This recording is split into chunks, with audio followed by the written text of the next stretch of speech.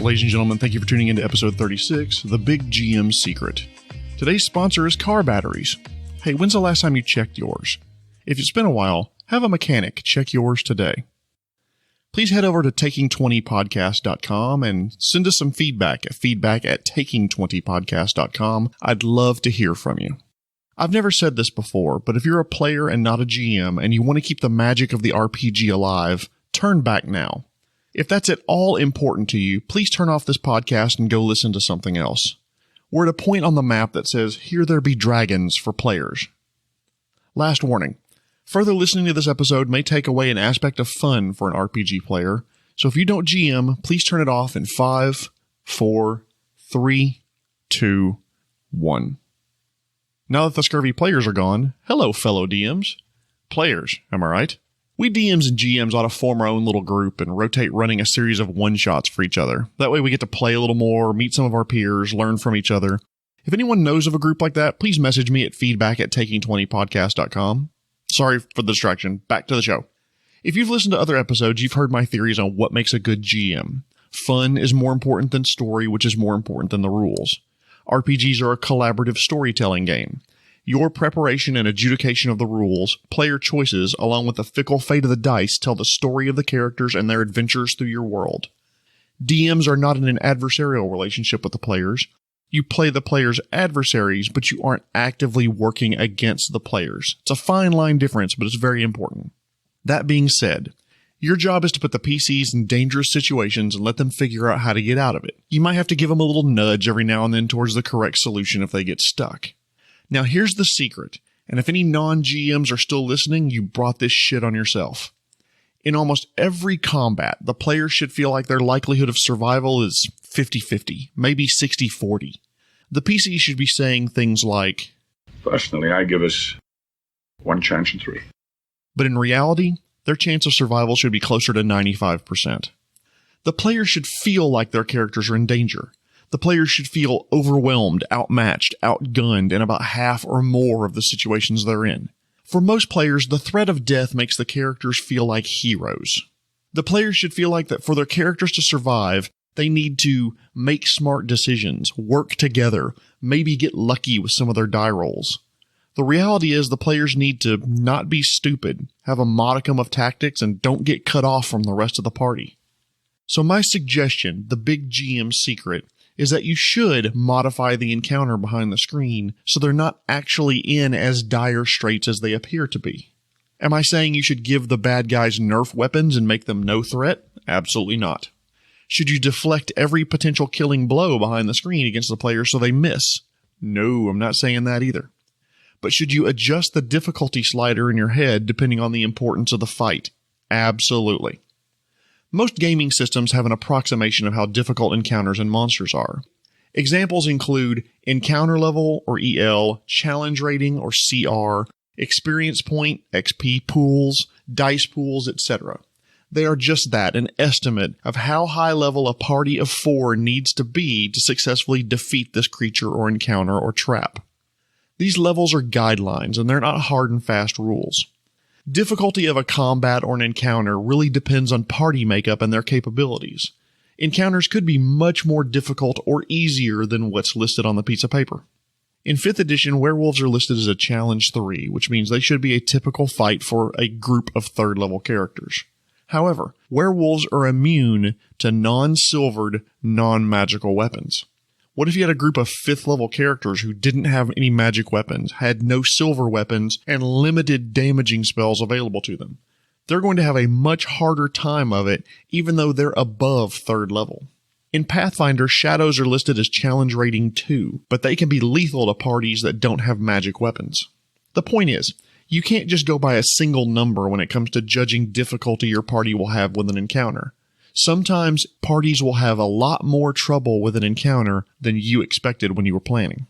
More important than the numbers that are in the default stat block is your estimation of how hard a fight should be. As you're creating adventures or challenges for your players, start thinking about how hard this fight will be for the players around your table right now. I tend to chop my encounters up into 4 different categories: easy, normal, tough, and the boss battle. About 10% of the fights are easy. 40 to 50% are normal, 40 to 50% are tough, and then the rare boss battle that's really tough. So let's talk about those categories briefly. Easy fights. Don't worry about it. Give the players their easy win. The party is Alabama football team, and the opponents are some directional school like Southwest Grapefruit Tech or Our Lady of the 7-second 40-yard dashes. Fight should be entirely in their favor. It makes the characters feel like the badasses that they are. Set the baddies up for the party to use their powerful abilities if they choose. Example, the party is 9th level and they've stumbled upon a group of 6 EL1 skeletons in a forest on the way back to town. The skeletons in this case are absolutely no match for the party, and at worst, the PCs will suffer an unlucky hit or two. Trying to ramp up tension on easy fights like this will just be comical and will cheapen any tension you try to raise in other fights. The skeleton approaches, rusty scimitar in hand, eyes glowing with menace. You roll the dice. He swings and misses. What do you do? Oh, well, I rolled to hit the skeleton with my mace. Natural 19, so I had AC 30 for 21 points of damage. Okay, the bones shatter and fly off into the trees. Kalius, how you survive this imminent threat to your life? I channel positive energy for 15 points of damage to all the skeletons within 30 feet. Right, that's the end of combat. No point in trying to ramp up tension. There isn't any to ramp up. The party's going to win. They're going to curb stomp the opponents. It's going to be a quick fight. So give them their win. Don't worry about trying to ramp up the tension there. With normal fights, which make up the large percentage of the types of fights that they will have. With normal fights, there should be a minor threat of characters being knocked down or out. Very minor threat of death. The fight might have an ooh moment where there's one good roll against the party that does a significant amount of damage, or the baddie pulls out an ability or effect that was more powerful than the party expected. Someone from the party says, "Oh, it's like that, is it? All right, it's on now." The party proceeds to play more tactically and make short work of the opponents. Very little threat outside of a couple of moments. You can bring a little tension into those moments, but mostly there's not a lot to make the party feel like they're really threatened. For tougher fights, again, 40 to 50% of the fights. Push the characters more. Emphasize the risk and increase the tension. Make the baddies use good tactics and plans. They take advantage of the terrain. They flank. They use a darkness to their advantage. They use fog or limited visibility to their advantage. If they have senses that the party doesn't, they use those senses to their advantage. They use spells intelligently. The baddies may have healers in their party. These are the fights where around the table someone says, well, hang on, let's think about this for a minute. Once again, I want to plug Keith Amon's The Monsters Know What They're Doing, both the blog, www.themonstersknow.com, and the book. I get nothing for plugging these books, by the way. I just think it's a fantastic resource, even if you don't DM 5th edition. I received that book as a gift months ago, and when I first read it, it really made me rethink monster tactics. Highly recommended. The book won a 2020 Gold Ennie, and the blog won a 2020 Silver Ennie, so highly, highly recommended. Go check that out. Now let's get to boss fights. These are the fights where you push characters to their limit. Threat should be emphasized and the players should feel all sorts of stress. A lot more on this in a future episode, but bosses should rarely be alone. They should fight with every advantage. They should have support, healing, items to counter certain abilities. These are bosses that have been alpha monsters for a number of years. They're the strongest for a reason, so play them that way. Boss fights as a DM are the ones you need to sit down and plan. How will this monster fight? What will it do? What's the party going to do? If they come in from this side of the map, how would this monster be prepared? Your job as a DM isn't to kill PCs. You shouldn't be trying to stack corpses of PCs up like cordwood or make a wall of dead bards. Much love, by the way, to the makers of the movie The Gamers for that reference. As an aside, my brother-in-law years ago ran a campaign where characters were trapped in a demiplane that rebooted every morning. Think the movie Edge of Tomorrow meets Groundhog Day. He told us that we would die a lot in this adventure. The party embraced it. We had a blast. It was the ultimate fuck it. We're going to die anyway. Let's do these crazy things we've always wanted to do. The ghost screams at my face. Well, I'm going to stab it right in its incorporeal face. That adventure was a rare exception where dying was the norm. In the vast majority of adventures out there, there's no DM room of honor with the heads of PCs that you've killed. No other good DM is going to shake your hand over your most recent total party kill or TPK where you killed off all the PCs. The vast majority of players aren't playing to have their characters killed left, right, and sideways. They're playing to have fun and feel like big damn heroes. They're overcoming a challenge, saving a town, rescuing a prince. It's your job to give characters appropriate sense of the encounter's danger level. When appropriate, like in boss fights, make them feel like their life is threatened, make them concerned that this could be it, even if the PCs really are not in all that much danger.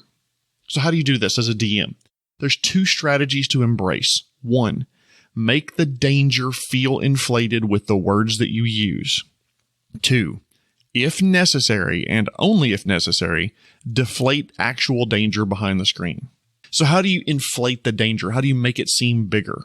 Making the danger seem bigger can start before combat even begins. It's the way you describe the monster you're fighting. Oh, you're fighting a minotaur. That's one thing. That doesn't really feel like the party's in danger. Oh, they may know vaguely what a minotaur is. Instead, you say, you see a human's strong legs joined to a broad furred chest with huge arms holding a wicked-looking great axe. It snorts and lowered its horned bull head menacingly. Roll for initiative. Starting a combat by saying, oh, you see a stone golem, roll for initiative. Instead, unexpectedly the statue steps down from its pedestal with thunderous echoing steps and brandishes an enormous stone battle axe in your direction. Its eyes glow a menacing, jaundiced color. Roll for initiative. The first, a minotaur or a stone golem, is an abstract thing. The descriptions of them like that feel like potentially fierce opponents. One of my players once said, oh, he's using more words to describe the monster. Oh shit, this one must be tough. The words you use to describe the opponents matter. For tougher fights, be more descriptive of the difficulty of the combat.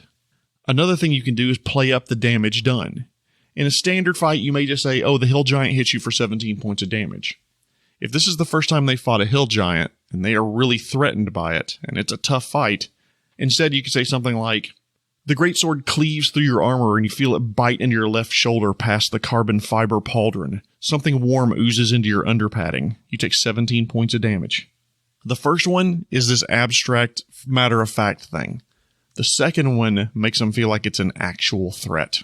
Another way you can make the danger feel more present and more real is to remind the characters what's at stake, and there's a number of ways you can do this. Messages from people that they're helping. Flashbacks when appropriate, especially if they're struck close to 0 hit points. Flashbacks and role-playing moments between combats. Give opportunities for the characters to voice their concerns to each other during downtimes. Maybe hints off in the distance that things are getting worse. The party is trying to avert a war, and off in the distance they see smoke rising from the town that they were heading towards. Little things like that drive home the fact that they are in real danger and the world keeps moving. You can also have the bad guys taunt the PCs in the tougher fights. I mean, these are tough creatures that they're fighting with, or tough people that they're fighting with. The baddies have lived this long probably because they're smart, they're tough, or both. They've bested other opponents that look tougher than the PCs. They simply look at them and say, I've got chunks of things tougher than you in my stool. So they're confident they'll beat the PCs too. They've beaten tougher things. Why won't they be able to beat these 4 morons? Have them tell the PCs what they'll do when the PCs lose. I'm going to use your skull as a toilet. Okay. Your body will be tossed into the castle as a warning to anyone else who would rise up against us. Okay, it's turning serious now, boys. So inflate the feeling of danger with the words that you use and the descriptions that you make. But Jeremy, I'm not good at coming up with these things on the fly. Okay, well then let's throw in one quick phrase you could learn. The damage you did doesn't appear to affect the creature much. You see blood, but that's about it. But that was 14 damage with a sword. Yep, doesn't appear to have slowed it down at all. Behind the screen, you subtract 14 hit points from the creature and move to the next part of the round. On the other side of the screen, the player's already making plans for his next character. So you're making the danger feel bigger. Meanwhile, behind the screen, if necessary, be ready to deflate the actual danger. Suppose the fight should be fairly easy for the PCs, but it's getting away from them, and they've gotten unlucky with the dice rolls. The dice are just unfriendly that night. Adjust what you can to make it less lethal for them. Fudge the die rolls if you have to. See the DM cheating discussion. Lower spell saving throw DCs. Reduce the number and type of low-level baddies that they face. Take away monsters' healing support. But here's the important thing. Only change things the players don't already know. If they know what the armor class of the monster is, that's set in stone. Can't really change that easily. Or if you do need to tweak the AC down, just have the monster start making decisions that lower the AC. But what do you do when the players are completely outmatched and it could be a TPK? Give the players advantageous positioning. Make the bad guys not take advantage of positioning, exploit the player weaknesses, or so forth. The bad guys aren't seizing advantages caused by flaws in the PC tactics. Have the monsters not use their most powerful abilities. The baddies don't press their advantage, they taunt instead. And if all else fails, you try all these things and still the PCs are beaten. 3 out of the 4 are unconscious and the cleric's left clutching her holy symbol and wondering if death is coming. If all else fails, give the characters the opportunity to surrender. Continue the campaign, just now they're prisoners of the Minotaur King. Now they're being ransomed by the bandits. Does every combat need to be descriptive and dangerous? No. If it's not a dangerous combat, most descriptions in my game go by the wayside. Now, that's 31 points of damage to the skeleton, and it is utterly destroyed. Kalius, you're up. There's no threat there. There's nothing wrong with just ROLL playing. But should important combats feel life-threatening? Absolutely. On the PC side of things, there's a thrill of facing down a foe who could kill your character. For many players, part of the fun of playing RPGs is that their character gets to be the big damn hero in ways that most of us will never be in real life. I mean, the chance that I will kill someone with a short sword today is relatively slim. Hi, Curly. Kill anyone today? They ain't over yet. Most players love narration of their amazing feats. Some players love the opportunity to narrate their own amazing feats. Give them the opportunity to do that. The dragon's claws rake over your armor and you feel its freezing breath raise the hairs on your neck. You hear the crackle of ice thawing on the wall behind you, a visible reminder of the beast's lethal breath weapon. The player says, I rolled a natural 19, that's a 34 to hit, 27 points of damage. You strike out with your greatsword, cleaving the head in twain as its last breath escapes in a gurgling gasp. The townspeople gradually emerge from their homes, clutching their cloaks around them to protect from the cloying, icy wind. After long moments, a young halfling girl is the first to approach the 4 of you. She looks at you and then at the felled beast collapsed against the town mill. She picks up a loose tooth, half as tall as she is. Clutching her prize in one arm, she looks at Yenna with a beaming smile on her face and says, Can I keep this, ma'am? You saved us, that was amazing. And gives you a huge hug at your knee level. The street erupts with applause for you as you're mobbed by handshakes and hearty thanks. Someone shoves a lamb shank in your hand, and it's about then you realize your coin purse has gone missing. And the adventure continues. The party doesn't need to know that you reduced the damage of the breath weapon. A few of the dragon's misses were probably actually hits when you rolled the die. You specially designed the encounter to give the players plenty of spaces to hide from the dragon's area of effect spells. Or the dragon didn't press every advantage she had. One or more of these may have made the combat deadly to one or more of the PCs. Now, by no means am I suggesting that you remove the capability to kill a character. Having a PC die is important for multiple reasons. It's an important story beat, it makes for great role-playing, and it reminds the characters that there are consequences to actions. I'm just saying that killing PCs should not be your goal. Don't be afraid to adjust things behind the screen to reduce or increase the threats to characters as needed. The threat of death should be there, but actual death should be rare. And most importantly, you should not reveal this secret to the players. Make them feel the danger, like death is imminent, even if behind the screen you're secretly taking care of them like little baby birds. Thank you so much for listening to Taking 20 episode 36. Please rate us and subscribe to us if you haven't already. I would greatly appreciate it, and any feedback that you would want to provide, I would love to hear it. Once again, I want to thank our sponsor, Car Batteries.